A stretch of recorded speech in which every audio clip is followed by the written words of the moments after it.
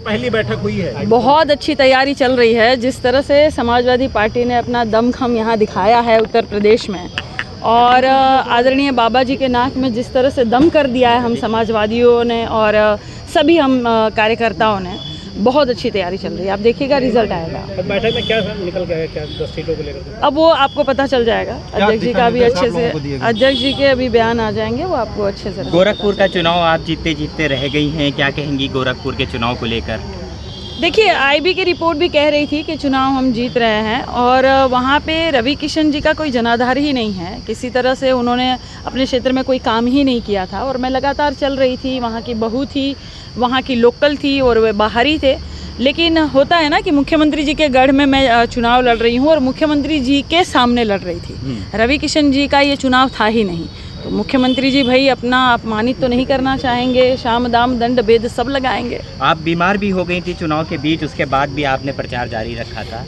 बिल्कुल, क्योंकि मैं जनता के बीच में लगातार रहती हूँ। चाहे मुझे कुछ भी हो जाए, चाहे पैर की हड्डी टूट जाए, चाहे मेरे हाथ ही क्यों ना टूट जाए, मैं लगातार चलती रहती हूँ। आज भी देखिए, चुनाव जीतने के बाद भी कुछ लोग दिखाई नहीं देते हैं, लेकिन हारने के बाद भी मैं अपने क्षेत्र में रहती हूँ लगातार। तमाम सीटों पर उपचुनाव होना है, ऐसे में काजल निषाद किस तरीके से मेहनत करने वाली है? बहुत अच्छी तरह से मेहनत करूँगी। जहाँ जहाँ आदेश होगा राष्ट्रीय अध्यक्ष जी का, वहाँ वहाँ जाकर खूब दमदारी से प्रचार करूँगी। जैसे मैंने घोषी का प्रचार किया था, अजमतगढ़ का, आजमगढ़ का किया था, वैसे ही करूँगी। बहुत शुक्रिया। माननीय राष्ट्रीय अध्यक्ष जी जब भी मुख्यालय में रहते हैं, यहाँ रहते हैं पार्टी कार्यालय में, तो कार्यकर्ताओं की, हम जैसे कार्यकर्ताओं की, नेताओं की तमाम भीड़ होती रहती है, और उनसे माननीय राष्ट्रीय अध्यक्ष हमारे मिलते जुलते हैं। तो उसी तरह का ये था, और कोई विशेष बैठक नहीं थी। उपचुनाव की 10 सीटों को लेकर क्या कुछ तैयारियां चल रही, क्या आदेशित किए गए? समाजवादी पार्टी तो हमेशा तैयार है, हमेशा each and every movement we are ready to face and to contest. Akhilesh Yadav तरफ से आपको क्या निर्देश दिए गए? वो निर्देश, हम लोग पार्टी के कार्यकर्ता हैं, और पार्टी की नीतियों के प्रति, पार्टी के कार्यक्रमों के प्रति हमेशा सतत और सजग रहते हैं, काम करते रहते हैं। तो कार्य करने के लिए निर्देश का तो इधर देख के बोलिए। स्वाभाविक है।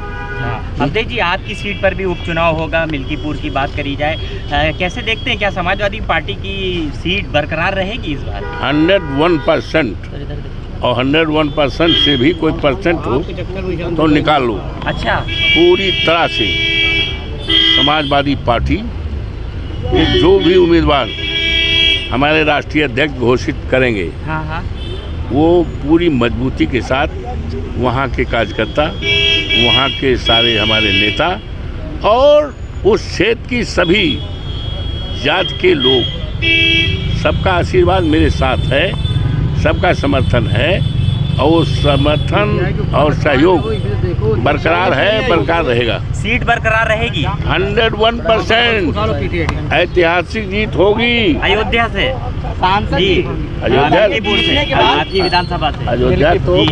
अयोध्या तो हम जीते ही हैं। आपकी सीट से अयोध्या में स्थित है मिल्कीपुर क्षेत्र, अयोध्या जनपद है, उसी में मिल्कीपुर ये सीट है।